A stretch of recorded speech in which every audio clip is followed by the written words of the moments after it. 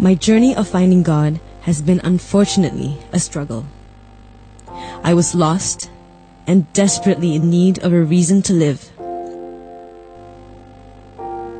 When my brother passed away, I was devastated and felt even more lost. I didn't know how to deal with this pain. That's when I knew I had to fill my heart with the love for Allah.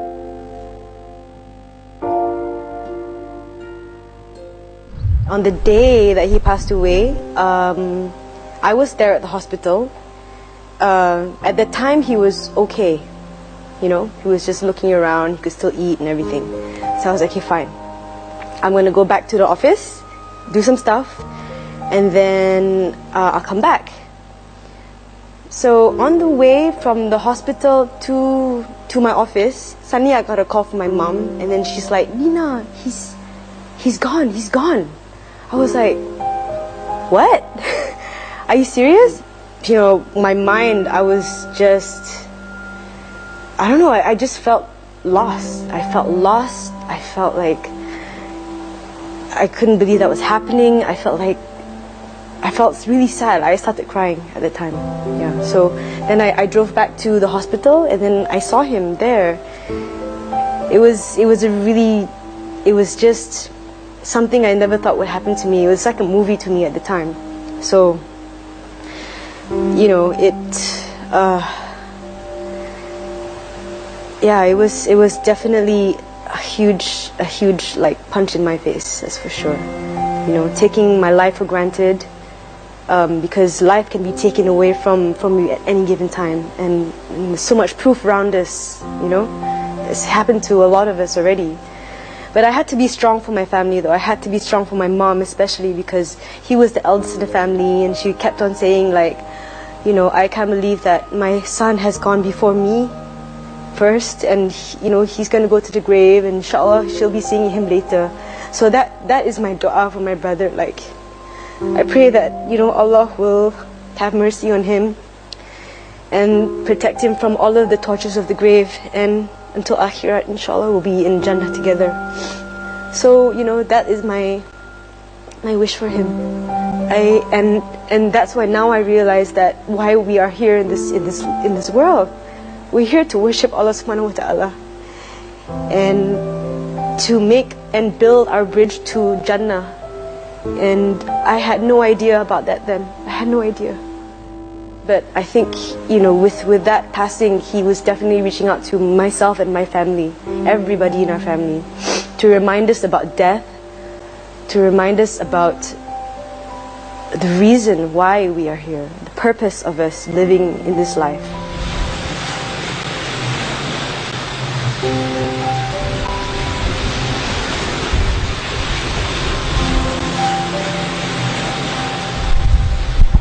To understand the purpose of hardship, we have to bring it back to the purpose of our creation. Allah is very clear in the Quran about the purpose of our creation. What did we say our purpose is? Ubudiyya, right? Worship. To be a slave to Allah. What does that tell us about success? What does that now tell us about success? Clearly, that anything that brings me closer to being a abd, anything that brings me closer to that worship of Allah in the best way is success. And anything that takes me away is failure. Now let's go back to the question of pain. And now in that context, let's talk about hardship. So let me give you guys some examples.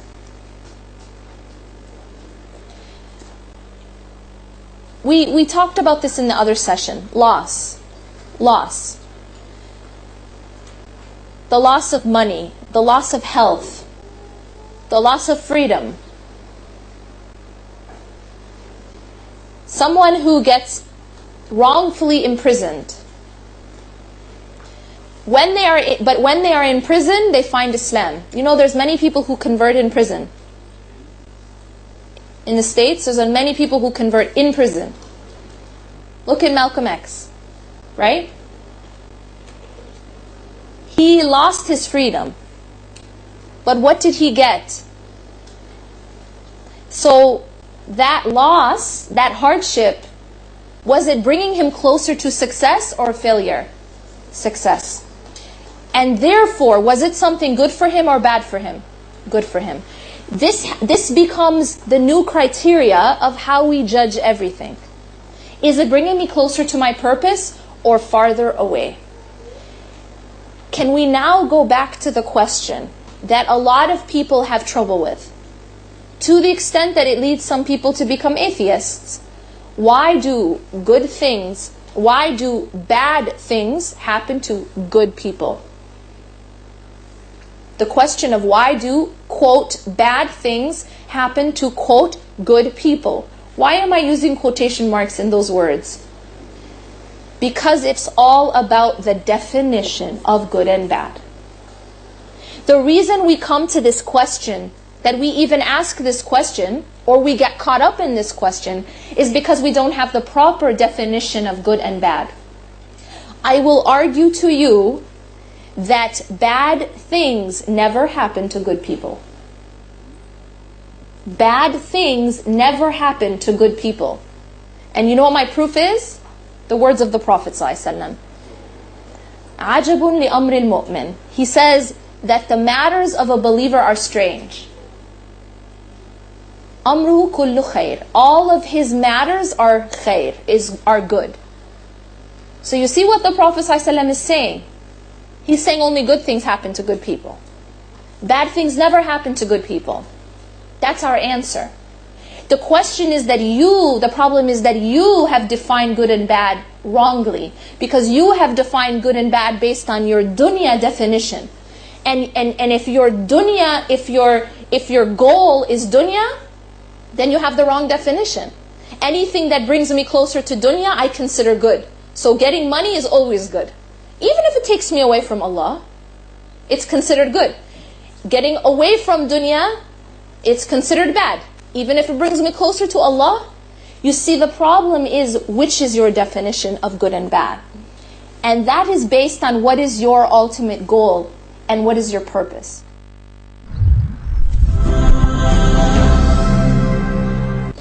Now, there are three types of reactions that a person may have to hardship. The first reaction is the reaction that we have to avoid as believers. And that's the reaction of, why me? How could you do this to me? Anger, resentment at Allah. This is the person who is angry and displeased with the decision of Allah. Allah takes something from me and I'm angry. Allah tests me and I say it's not fair. I say, why me? This response should never be the response of a believer. And in fact, the one who has this type of response, it's an indication that this test may be a punishment. People often ask this question: how do I know if I'm being tested? Right? If a test is a blessing or a punishment? And the answer has everything to do with your response. You want the answer to the question? The answer is, it's your response. It's not in the nature of what has happened, it's in the nature of your response. So in the first case, the anger and the resentment, this is a contradiction of sabr. It's a contradiction of patience, and it should not be the reaction of a believer. The second level of response is the response of sabr. This is the response of patience. In this second level, if you respond in this way to hardship, then the reward is, as the Prophet ﷺ told us, it's the removal of sin, like leaves falling from a tree. Now, when a person is trying to be patient in a hardship, it may not be easy for them, but they're struggling. Allah rewards for that. Allah rewards for struggle. In fact, we are told by the Prophet ﷺ that the one who struggles to be patient, Allah makes him patient.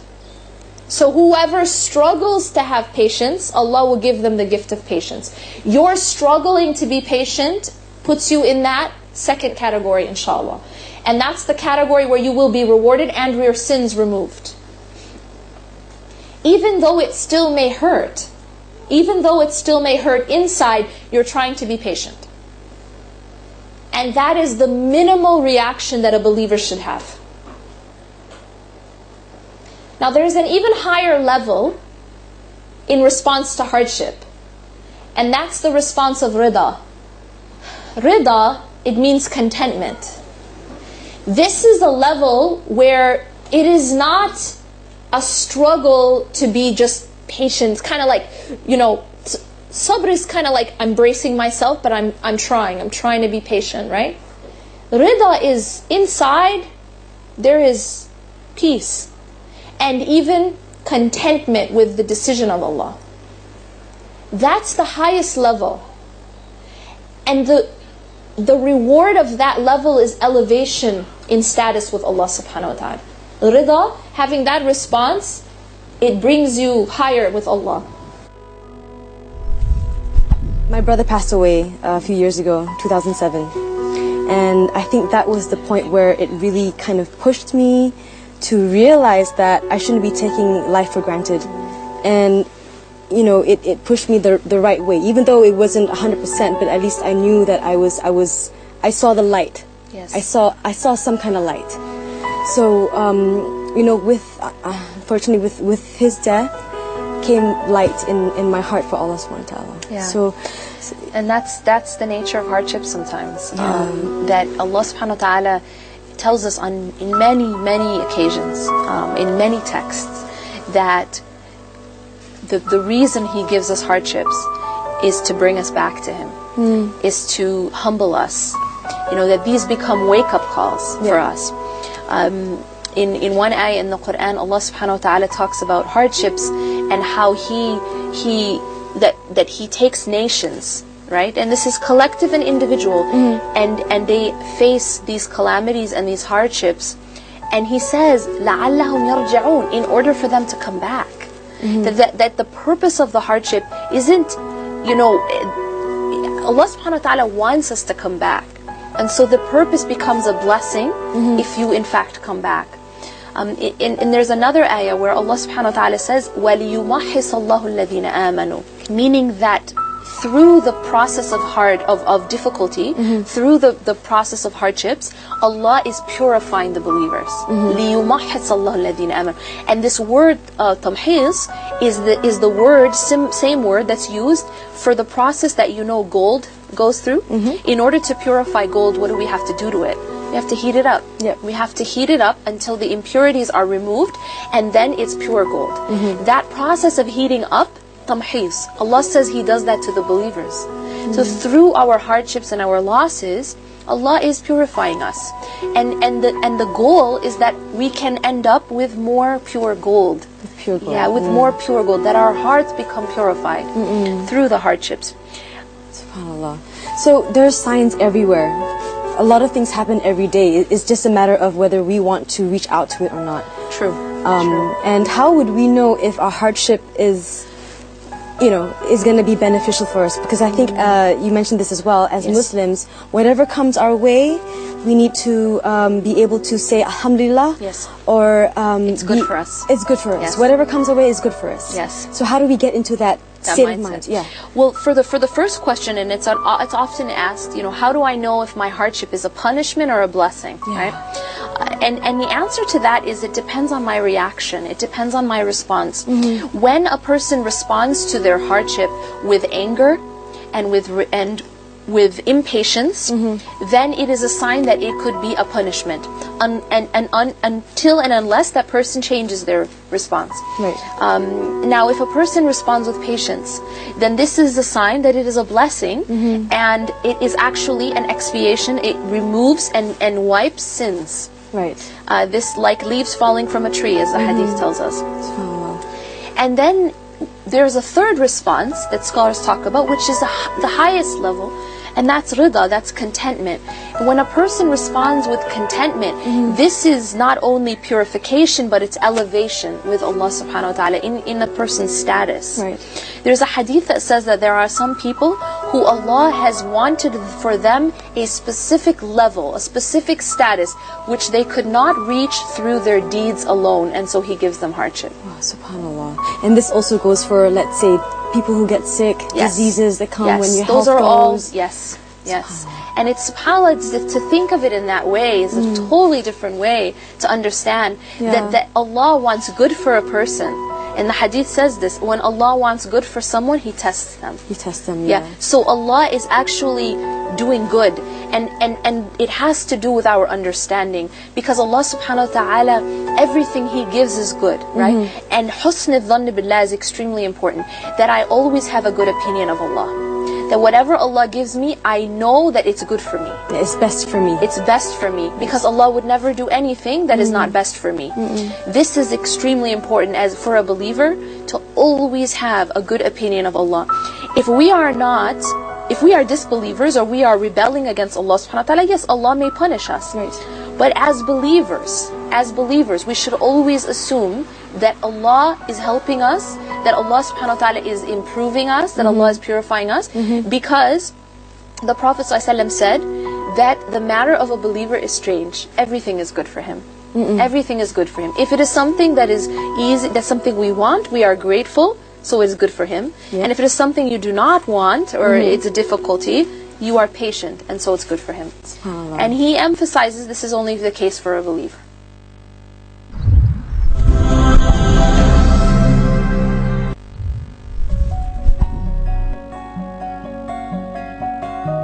Social media is such a big part of our life.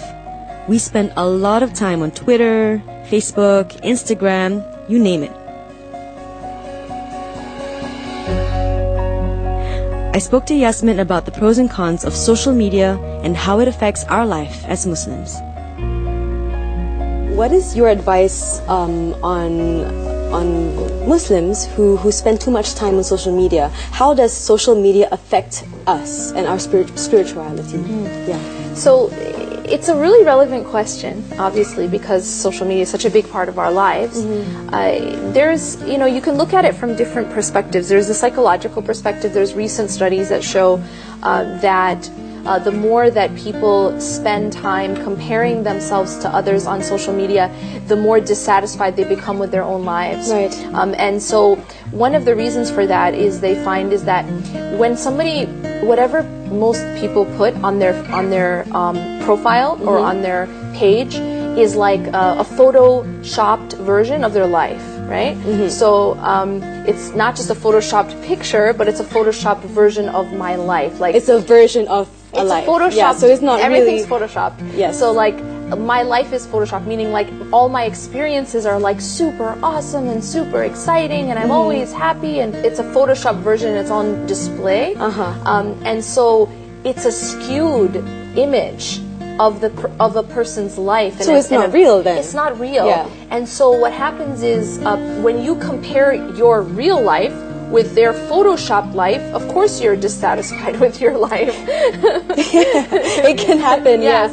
Unless they're on my page, and my page is not always about positive things. But, but basically, this idea of like, have to always be happy, and you always have to be perfect, and everything is, that creates this dissonance, this dissatisfaction with your own, what you have, and even that the idea of your seeking your self-worth in the approval of others. This is one aspect psychologically as well as spiritually is very dangerous, right?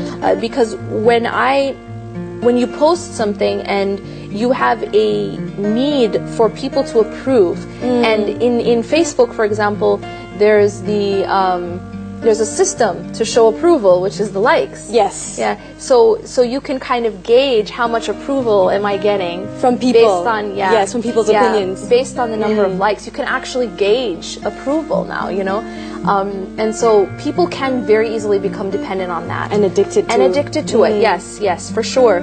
I once had I once had a sister who I was talking to, and she was just discussing how upset she was that she could no longer post pictures of her children on her Facebook, and I was kind of trying to work with her on why that was upsetting her so much. Okay. And what we kind of got to was that she was very much, this was an attachment in the sense that even though it wasn't pictures of her, but it was pictures of her kids, and the idea was that she was getting some sort of, maybe it had to do with people thinking that she's a good mother, or maybe that her children are beautiful, or whatever it was, but there was some sort of an attachment, even though it seems very innocent. Something she wanted to share with people. Something so innocent. But she couldn't recognize that it was an attachment until her husband asked her not to post pictures anymore of the kids. And she got upset. And she got very upset. And her reaction to not being able to post the pictures is what really indicated that there was a problem initially. There was an attachment. That there was some sort of dependency on perhaps getting the approval of people. And the number of likes as well. Yes. Yeah. So can this actually lead to something that's more serious, like the disease of a heart? Like you were saying, you know, you log onto Facebook or Instagram and you look at other people's lives, and then if you're not careful, you can be like, oh, I wish I could have what she has. Or maybe feelings of jealousy or envy comes out. So it could lead to something like that, right? Yeah, I mean, I think that we have to be very careful about getting too caught up in anything. Yeah. I think that we have to have a balanced approach about everything. There's definitely much good that can come from social media. As we know, there's so much da'wah that happens on Facebook and etc. However, there always has to be balance, and I think that it's always a good idea to have a healthy distance, you know, from it, that even, you know, for example, you post something, and, you know, just having a distance from what is happening with the post is important. So use it for good. You use it for good, yes, but at the same time, you can use it for good, but at the same time, spiritually trying to keep a distance, because yes, it can become a tool of seeking approval, of display. One of the other issues that's very important is the ego, right? In Islam, our job is to try to tame the ego, not give it a platform, right? Which is exactly what Facebook can do. Yeah. So in taming the ego, it's kind of the opposite of this idea of putting everything on display, right? Yeah. And so that's something also that you have to manage, that you're not getting obsessed with kind of being the center of, you know, attention, in the sense of everything you do, everything you eat, everything you buy, everything you think, it all you have to show it. Like, so, I'm having a cup of chocolate right now, so like it's you know, just every little movement, every little like cookie that you eat, and you have to take a picture of it, and put it on Instagram and put it on Facebook. It can kind of become a little bit of becoming self-obsessed, because it's like everything becomes so important about me, right? You know? Right. And so I think, you know, I get it. I understand that it's also about connection and about sharing with, you know, your experiences with others. I get it. But at the same time, I just think there has to be a balance. I feel both sides of this. I do. I really do. You know, that sometimes you just want to share your experiences with people that you love and that you care about. And sometimes it is about connection. But you have to be careful that it doesn't become about me. You know, just like self-obsession. Self-obsession. That becoming self-centered, becoming self-obsessed, and also becoming dependent on what others think of you, right? That can become very easy to become very in need of that approval and dependent on it. So there's so many aspects that you have to really keep in mind. Right. So we just have to be really responsible and aware about what we're doing. I do think so, and I think definitely it should be limited in terms of time, and limited in terms of. You know, yes, creating a distance is a good idea. Taking, you know, periodic time away is a good idea. I'm still like stuttering, like tajweed and stuff, like not there yet, still learning. People who genuinely love you, they should be willing to accept you for who you are.